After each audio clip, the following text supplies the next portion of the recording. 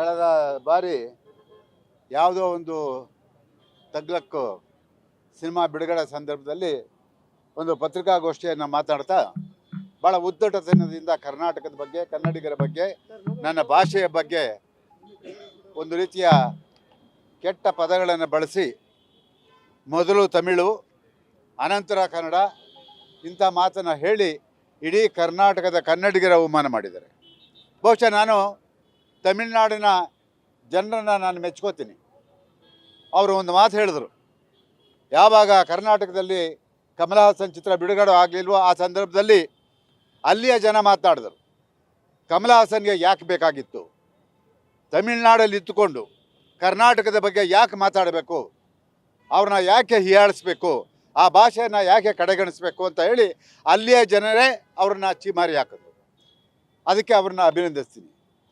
ಇವತ್ತು 35 ವರ್ಷಗಳ ಹಿಂದೆ ಬಿಡುಗಡೆ ಆಗಿರುವಂಥ ಒಂದು ನಾಯಕನ್ ಅನ್ನೋ ಒಂದು ಚಿತ್ರನ ಇವತ್ತು ಇಲ್ಲಿ ಬಿಡುಗಡೆ ಮಾಡೋದಕ್ಕೆ ಕಣ್ಣಾಮುಚ್ಚ ಆಟ ಆಡ್ತಾ ಇದ್ದಾರೆ.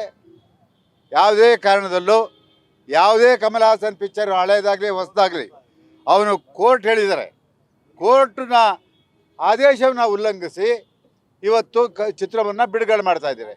ಕೋರ್ಟ್ ಏನು ಹೇಳ್ತು, ನೀವು ಮಾಡಿರೋ ತಪ್ಪಿಗೆ ಕನ್ನಡಿಗರ ಕ್ಷಮೆಯನ್ನು ಕೇಳಿ ಆಮೇಲೆ ಬಿಡುಗಡೆ ಮಾಡಿ ಅಂದರು. ಸುಪ್ರೀಂ ಕೋರ್ಟ್ಗೆ ಹೋದರು.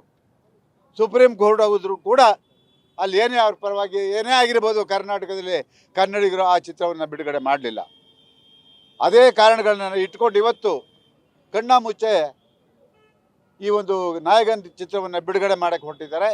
ಯಾವುದೇ ಕಾರಣದಲ್ಲೂ ಕರ್ನಾಟಕದಲ್ಲಿ ಕಮಲ್ ಹಾಸನ್ ಚಿತ್ರ ಬಿಡುಗಡೆ ಮಾಡಬಾರ್ದು ಅಂತ ಹೇಳಿ ಈ ಒಂದು ಮಾಲೀಕರ ಮೇಲೆ ಒತ್ತಡವನ್ನು ತರೋದ್ರ ಮೂಲಕ ನಾನು ಇಡೀ ಕರ್ನಾಟಕದ ಎಲ್ಲರಿಗೂ ಸ್ವಾಭಿಮಾನ ಇದ್ದರೆ, ಕರ್ನಾಟಕದ ಮೇಲೆ ಎಲ್ಲರಿಗೂ ಸ್ವಾಭಿಮಾನ, ಭಾಷೆ ಮೇಲೆ ಸ್ವಾಭಿಮಾನ ಇದ್ದರೆ ಎಲ್ಲ ಚಿತ್ರಮಂದಿರಗಳು ಕೂಡ ಇವತ್ತು ನಾನು ಅವರನ್ನು ಅತ್ಯಂತ ಕಳಕಳಿಯಿಂದ ಮನವಿ ಮಾಡ್ಕೊಳ್ತೀನಿ.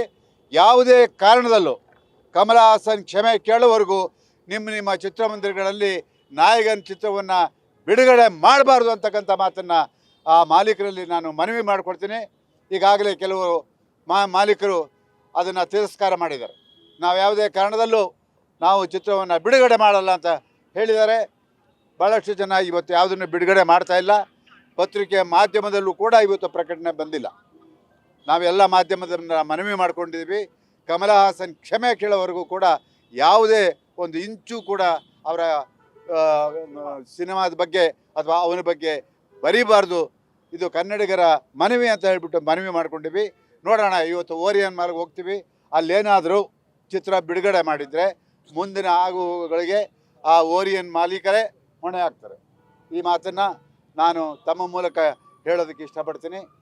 ಹಾಗೆ ಈಗ ಏನು ರೈತರು ಹೋರಾಟವನ್ನು ಮಾಡ್ತಾ ಇದ್ದಾರೋ ಆ ಹೋರಾಟಕ್ಕೆ ಬೆಂಬಲವನ್ನು ನಾವೆಲ್ಲರೂ ಕೂಡ ಕೊಡ್ತಾ ಕಬ್ಬನ್ನು ಇಲ್ಲಿ ತರಿಸಿ ಅವರಿಗೆ ಬೆಂಬಲವನ್ನು ವ್ಯಕ್ತಪಡಿಸೋದ್ರ ಮೂಲಕ ಸರ್ಕಾರ ಅವರ ಬೇಡಿಕೆಯನ್ನು ಆದಷ್ಟು ಬೇಗ ಈಡೇರಿಸಬೇಕು ಅಂತ ಹೇಳಿ ನಾನು ಮನವಿ ಮಾಡ್ಕೊಳ್ತೀನಿ. ಯಾವುದೇ ಸರ್ಕಾರ ಆಗಿರಲಿ, ಕೇಂದ್ರ ರಾಜ್ಯ, ಇದು ಕೇವಲ ರಾಜ್ಯಕ್ಕೆ ಸಂಬಂಧಪಟ್ಟಿದ್ದಲ್ಲ, ಕೇಂದ್ರಕ್ಕೆ ಸಂಬಂಧಪಟ್ಟಿದ್ದು. ಇವತ್ತು ನಿರಂತರವಾಗಿ ಲಕ್ಷಾಂತರ ಜನ ಇವತ್ತು ಹೋರಾಟವನ್ನು ಮಾಡ್ತಾ ಇದ್ದಾರೆ. ಆ ಹೋರಾಟಕ್ಕೆ ನಮ್ಮ ಬೆಂಬಲ ಇದೆ ಅಂತಕ್ಕಂಥ ಮಾತನ್ನು ಈ ಸಂದರ್ಭದಲ್ಲಿ ನಿಮ್ಮ ಮೂಲಕ ಹೇಳೋದಕ್ಕೆ ಇಷ್ಟಪಡ್ತೀನಿ. ಗ್ಯಾರಂಟಿ ನ್ಯೂಸ್, ಸುದ್ದಿ ಖಚಿತ, ನ್ಯಾಯ ನಿಶ್ಚಿತ.